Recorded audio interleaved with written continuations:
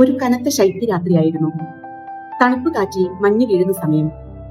ഒരു സമ്പന്നനായ മനുഷ്യൻ വീട്ടിലേക്ക് പോവുകയായിരുന്നു. അപ്പോൾ അതാ വഴിയരികിൽ ഒരു വൃദ്ധനെ കണ്ടു. തണുപ്പിൽ വിറങ്ങലിച്ചിരിക്കുന്ന ഒരു മനുഷ്യൻ. വൃദ്ധനെ കണ്ടപ്പോൾ ധനവാനായ മനുഷ്യന്റെ ഹൃദയം കരുണ കൊണ്ട് നിറഞ്ഞു. അവൻ പതുക്കെ വൃദ്ധന്റെ അടുക്കൽ ചെന്ന് ചോദിച്ചു, ബാബ, തണുപ്പിനെ വകവയ്ക്കാതെ പുതപ്പില്ലാതെ ഇവിടെ ഇരിക്കാൻ കഴിയുന്നത് എങ്ങനെ? വളരെ തണുപ്പല്ലേ?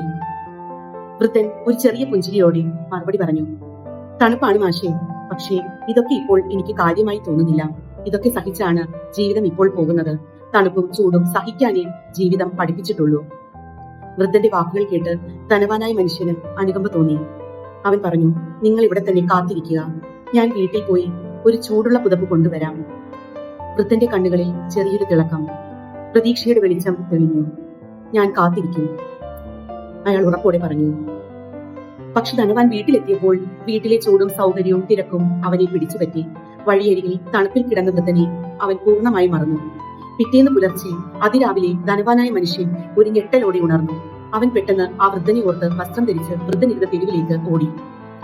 അവൻ എത്തിയപ്പോൾ വൃദ്ധൻ തണുപ്പിൽ കിടന്ന് വിറച്ചു മരിച്ചിരുന്നു. ഒട്ടേറെ കഠിനമായ ശൈത്യരാത്രികൾ അതിജീവിച്ച ആ മനുഷ്യൻ ഈ ഒരു രാത്രി മാത്രം അതിജീവിച്ചില്ല.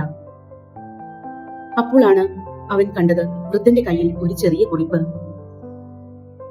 എനിക്കിത്, ഈ തണുപ്പ് പരിചിതമായിരുന്നു. പുതപ്പില്ലാതെയാണ് ഞാൻ ഇതുവരെ ജീവിച്ചത്. പക്ഷേ നീ എനിക്കായി ഒരു പുതപ്പ് തരാമെന്ന് പറഞ്ഞപ്പോൾ ആ വാക്ക് ഞാൻ പ്രതീക്ഷിച്ചു. ഞാൻ പുതപ്പിനായി കാത്തിരുന്നു. ആ പ്രതീക്ഷ തന്നെയാണ് എന്നെ കൊന്നത്, എന്റെ ശക്തി എടുത്തുകളഞ്ഞത്.